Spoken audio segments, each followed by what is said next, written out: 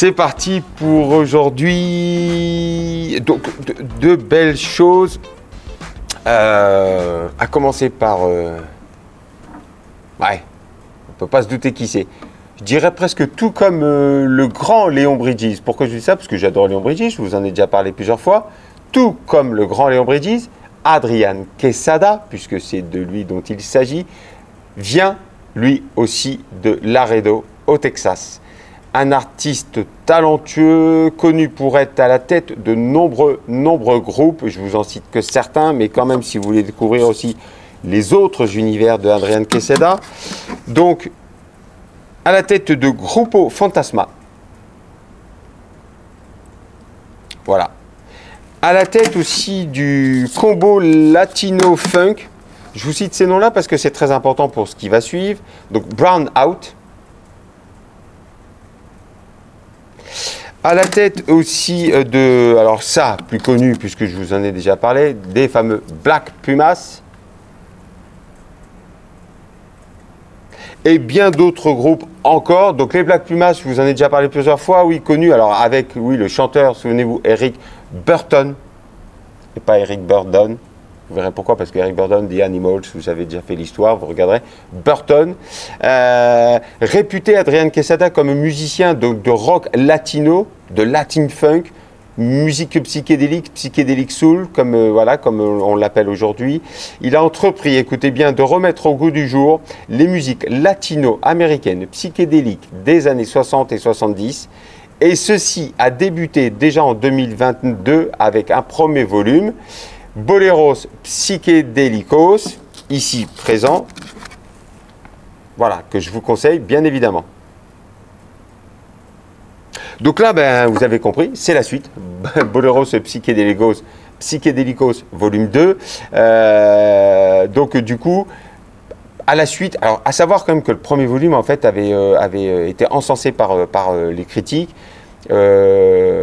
enchanté, surpris parfois même parce que par rapport à son passif de plutôt guitariste latino, latin funk, là on va vers quelque chose d'un peu plus vintage forcément. Le multi-instrumentiste donc reprend du service avec ce volume 2, je vous en parle, voilà. Donc 12 nouvelles compositions, toujours des ballades latino, toujours aussi classe et plein d'émotions. Une sorte de rencontre, si on peut essayer de définir, entre la soul, quand même, toujours, c'est ce qui reste présent chez lui. Le fado aussi parfois, et donc les boleros, et les boléros, parce qu'on ne dit pas boleros, même si on dit boleros et psychédélicos, et les boléros. Donc il invite encore une fois donc, une pléiade de voix, toujours des voix féminines et masculines, toutes aussi différentes les unes des autres, je parle des voix, voilà, pour contribuer à donner une couleur nouvelle à chaque titre. Ce sont... J'ai regardé les noms, à peu près les mêmes artistes qu'on le retrouvait sur le volume 1. Les ambiances sont assez comparables. Moi, je trouve qu'ici, il pousse un peu plus encore le curseur du côté roots, vintage, du côté traditionnel, du côté langoureux. Je pense que c'est fait exprès, ce que moi j'appelle un peu le pathos, le versant solennel, afin d'apporter encore plus d'émotion, plus d'ampleur, plus d'espace. Donc là, avec quelques subtilités supplémentaires. Je dirais presque une forme de mise en scène, c'est un peu cela dont il s'agit, c'est-à-dire les titres en fait illustrent ce qui pourrait être une bande originale d'un film hispano-américano, donc beaucoup d'exotisme, beaucoup de sentimental, avec donc ces boléros pop, on pourrait appeler ça comme ça aussi, boléros pop psychédéliques, un guitariste, musicien donc talentueux qui signe des arrangements donc magnifiques avec cet écrin entre l'ancien surtout, mais sans oublier le moderne, vous verrez pourquoi je vous dis ça. Donc on commence tout de suite avec Ojos Secos, premier titre fort, voilà, qui signe donc une rythmique sur une rythmique de batterie, justement très urbaine, très actuelle, si on écoute bien la rythmique de la batterie. Voilà, et n'en est pas moins surprenant en fait d'y associer cette mélodie et ce chant presque, et volontairement une fois encore je le fais exprès, presque triste, plaintif. Donc dès son introduction en fait on sent que l'album sera volontairement sur des bases un peu surannées. La voix dédoublée sur le refrain accentue un côté enfantin, une forme de crédulité musicale, même si ce style n'existe pas, mais c'est comme ça que moi je l'entends. On écoute Ojos Secos.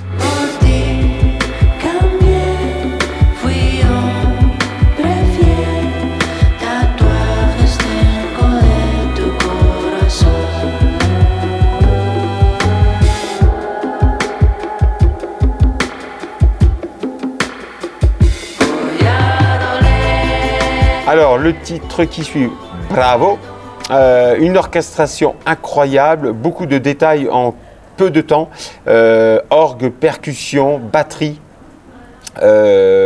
qui partagent donc une forme d'intrigue, un chant expressif, alors toujours en espagnol, hein, je le précise, on ne sait jamais, des cuivres orchestrales, grandiloquents, un xylo, musique de bal en fait du fin fond de l'Amérique latine des années 60. C'est comme ça aussi que moi je vois les choses. Bravo. Bravo,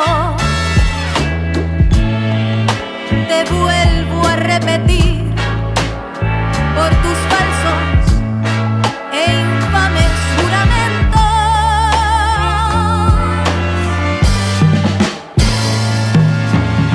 Alors, No Juego, j'essaie d'avoir l'accent. Un bon exemple donc du mix, ce dont je vous parlais, entre l'aspect 60s psyché et assez ancien et donc le moderne. Petite note synthétique datée sur clavier, du xylophone encore, xylo, encore arrive avec ce xylo une voix et un chant presque râpé, presque attention, pour reprendre donc une vocalise latino forcée, surjouée, langoureuse, et donc du coup, No Juego. La lengua corta como espada, dejándote algo crudo. Que rebeldía es traicionar, cobardía evitar, pero ya no más escucha mi voz. Sin más ganas. Afuera, et une voix donc masculine aussi, hein, je vous en ai parlé. Moi j'ai noté, j'ai en tête en fait un Julien Doré hispanique. Pourquoi je vous dis ça? Moi c'est ce que j'appelle des voix en dedans, quasi volontairement feutrées, trop feutrées d'ailleurs même sûrement, susurrées, pour produire un effet suave, savoureux, exotique. Vous savez ce côté justement latino, très voilà, très en dedans. Afuera. Viendo el sol en mí, no es un engaño, veo lo malo, siempre ha estado frente a mí, la afinación de las frecuencias, fue lo que está por venir, y amarte daña mi cabeza, el miedo siempre... Alors, Primos, donc là c'est un instrumental américano-latino vaporeux, normal quant à la présence des Hermanos, j'ai oublié de les sortir, je suis désolé, mais je vous en ai déjà parlé, des Hermanos Gutierrez, le fameux duo des frères Gutierrez. Donc imaginez ici une scène d'un film dans l'Ouest américain, voilà, des contrées arides et exotiques, avec donc Primos.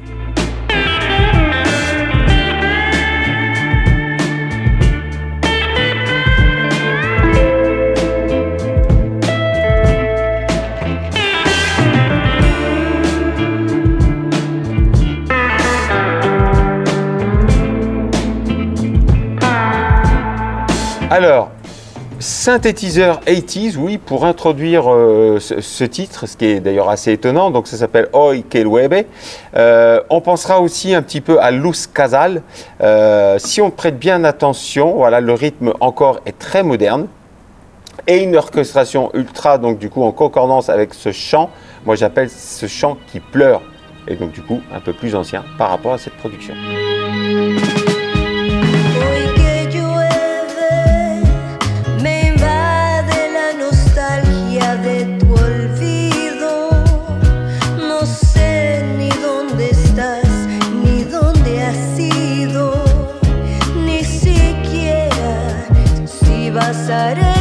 Donc encore un titre instrumental avec donc du coup El Diamante, composé comme une bande originale de film, de polar, intrigue à la clé, comme un policier 70s et latino, El Diamante.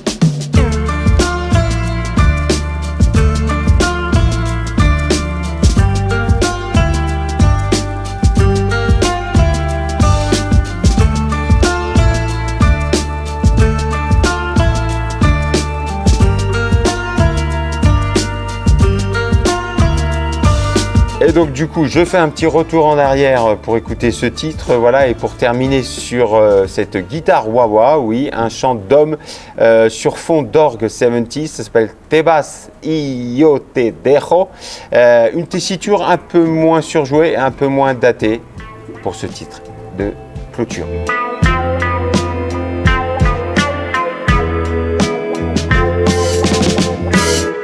Te vas y yo te dejo, porque acabar así con nuestro amor, si pudo ser eterno entre nosotros. Voilà pour ce vendredi et ce côté latino, hispano. On a commencé soft, c'est toujours assez soft, mais voilà, on change d'univers. Je vous ai déjà parlé d'elle plusieurs fois. Moi, je trouve que voilà, cet album, véritablement, il mérite d'être mis en avant. Voilà, des compositions de plus en plus funky, de plus en plus maîtrisées. Tout du moins, un changement, alors peut-être pas radical, mais très prononcé, qui orne de plus en plus du côté de la funk et de la disco-funk pour cet album-là. Le trio, on dit un trio new-yorkaise, mais je le fais exprès, new-yorkaise, puisqu'il s'agit de filles, de 3 nanas.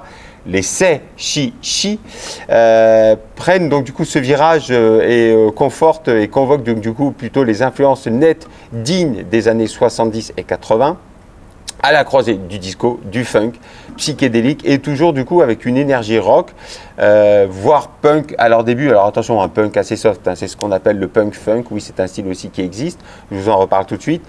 Se plaisent plutôt à appeler ça, eux, aujourd'hui, dans leur style de la discodélique soul. 2 albums à succès que nous avons à la Miniatech, que je vous conseille. Voilà donc du coup le 3e, le plus groovy, infusé par des lignes de basse à la Nile Rodgers de Chic. Voilà, héritière aussi donc de, si vous connaissez ces groupes, de Liquid, de Minnie Riperton pour le chant un peu plus soul aussi, et surtout dans les tessitures de voix. Donc héritière de Liquid, de Minnie Riperton et de ESG. Je vous montre tout de suite après un album, surtout de ESG. Oui, ESG, groupe, pourquoi je les compare, groupe new-yorkais qui venait du Bronx dans les années 70, formé par 4 sœurs. ESG pour en fait donc Emerald, S, je crois pour, en tout cas Gold, et S de Saphir, Emerald, Saphir and Gold, ouais, ESG. Mais ce groupe, en fait, a une influence sur les Seishishi, rythmique, funky, avec une énergie rock. Pour ce mélange fou de groove ici, de funk, mais traversé par des guitares, donc du coup des guitares indé, plutôt pop indépendantes. Le tout empreint de nostalgie, arrangement brillant, l'héritage donc de Chic, mais aussi un clin d'œil, vous allez le voir, je vous en reparle tout de suite aussi, à Rick James, pour le fameux punk funk. Alors quand on dit punk funk, attention, entendez par là plutôt en fait qu'un funk avec une énergie pop rock. On peut aussi citer Sly and the Family Stone dans ce style-là. Et donc aussi un autre clin d'œil à l'électro-funk ou à la pop-funk princière. C'est pas moi qui le dis, c'est elle. Alors, même si la musique, donc attention, entraîne vers une envie de danser, vous allez voir, traduit donc beaucoup un aspect très festif, joyeux, très coloré. L'album n'en est pas moins, donc du coup, pour autant dénué de sens et d'idéologie, puisqu'il est aussi question des droits des femmes, et je vais vous en reparler aussi. Un titre aussi très important, je vais vous en reparler, qui dénonce le racisme et l'homophobie. Donc voilà, sous cette fausse légèreté, les 3 demoiselles abordent donc des thématiques plus sombres, plus sérieuses qu'auparavant. Mais une fois encore, moi je trouve que pour cet album, elles ont trouvé un équilibre parfait entre les rythmes funky par excellence, la sensualité de la soul de Minnie Riperton et l'énergie donc de la pop rock. Rappellera aussi parfois l'esprit de certaines productions du label Italians Do It Better. Ah, j'avais une photocopie, décidément ce matin j'ai tout oublié, mais c'est pas grave, je vous raconte l'histoire. Pourquoi les productions de Do It Better, Italians Do It Better, c'est un label en fait qui a été créé dans les années 80, plutôt synth-pop, plutôt électro, funky, synth-pop. Et puis du coup, voilà, l'histoire de Italians Do It Better, c'est qu'en fait, souvenez-vous, dans le clip de Madonna, oui, de Papa Don't Preach, je crois, elle venait parce qu'en fait, elle incarnait un rôle d'une femme, mais plutôt masculine. Et elle était venue sur le plateau de Papa Don't Preach avec un t-shirt Italians Do It Better. Oui, je vous rappelle que Madonna était d'origine italienne. Ils ont repris ça à leur compte, ils avaient trouvé ça marrant, le label, voilà, Italians Do It Better, plutôt électro et tout ce qui s'ensuit. Pour la petite histoire, donc voilà, ici, donc pour en venir à ces chichis, donc elles sont, elles, originaires donc, de New York, voilà, comme les ESG, c'est pour ça que je vous en ai parlé. Mais c'est un album qui a été enregistré donc, dans le North Hollywood. Je voulais vous le préciser. Dès le départ, avec donc le titre éponyme, Cut and Rewind, entraînant, discoïde, psychédélique, une énergie rock, donc, est le bon exemple de ce changement de cap, du neuf avec du rétro, soutenu par une rythmique impeccable, donc Cut and Rewind. Cut and Rewind, Cut and Rewind. Rough cuts get radio ready. Lucky weight, we carry it heavy. Grind, cut and rewind. Reading all the billboards, searching for signs. Went through, dealing in petty. Now we're getting good and ready. Time's cool, but I'm nobody's fool.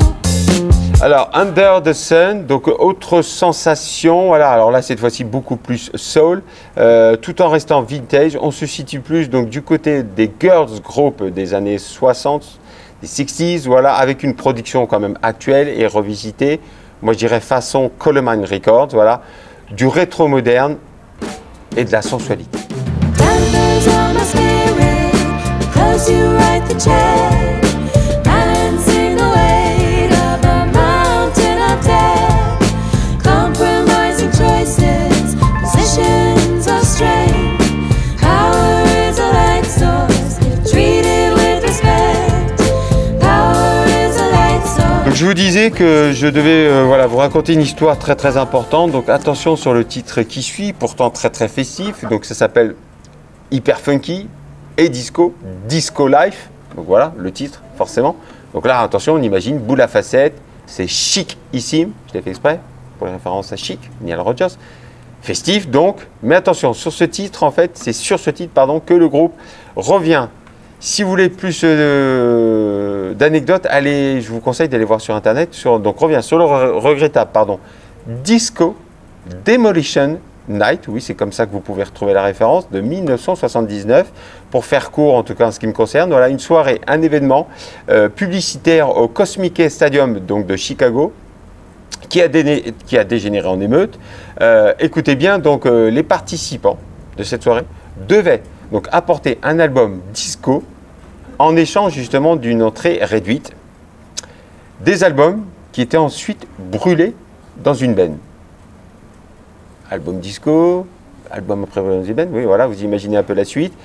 En fait, c'était une attaque donc implicite contre un genre musical, voilà, décrié, voilà, par les organisateurs, représenté par la communauté afro-américaine, vous avez compris, afro-américaine et quelque peu queer. Donc voilà, je vous laisse découvrir toute l'histoire, mais qui est une histoire vraie, véritablement. Donc voilà, les paroles de ces chichis dénoncent justement le racisme et l'homophobie de l'événement, de l'époque, voilà. Malheureusement, attitude encore voilà, persistante aujourd'hui, Disco Life.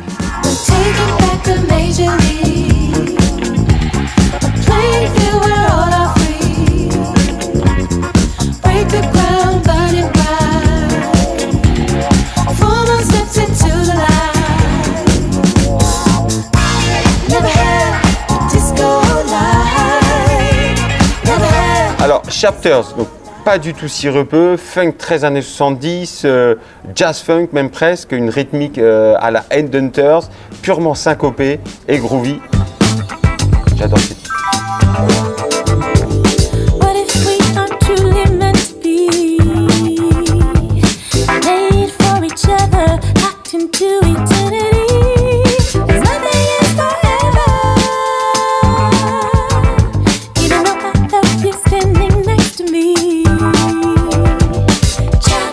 Et on rechange pour donc ces titres plutôt soul, funk, plus langoureux, plus mélodieux, avec donc du coup Possibilities. I feel far behind, lost all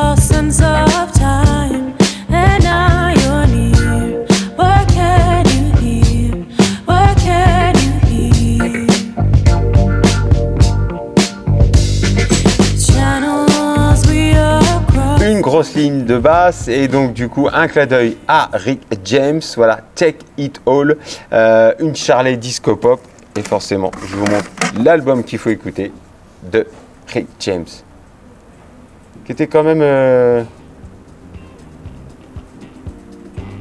pas l'adversaire, le rival de Prince à une certaine époque en tout cas. Bah regardez le style déjà. What can I give? How can I try? What do they say?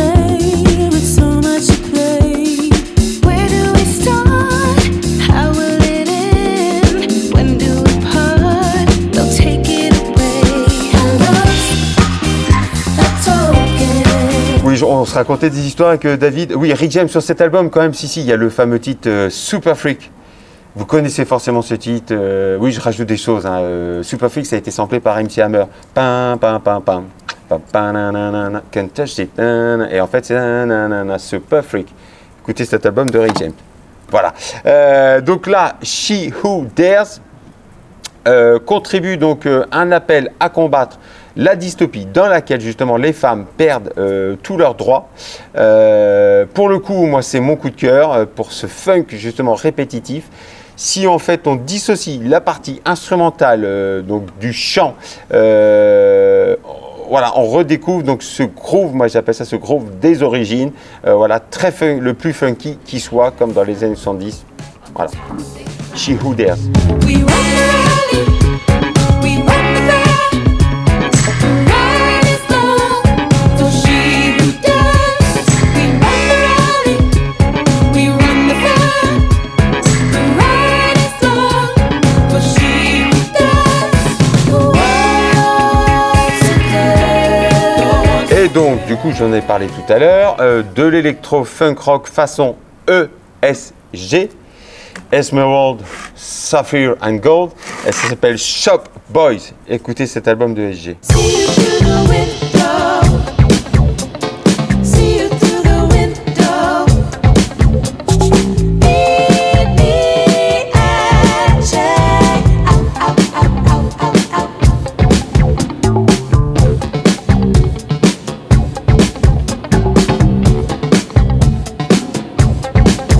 Attaque d'un meuble. Un meuble vient d'attaquer David. Donc on finit avec ce disco funk jazzy soul Bandit imparable. Have you ever thought of a time like it? When you're slipping around the back and you find a thing. You've been digging in the dirt, but you still haven't laid it. All of a sudden you have the edge, but you heard there's a bounty out on your head. See the killer capture, can you escape it?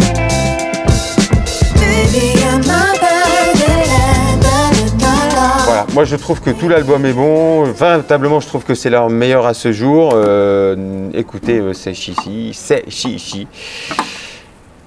Et puis ben, puisqu'on a parlé de Rick James et puis puisqu'on a parlé de l'héritage princier, eh ben, on finit avec lui. Pardon. Kiss.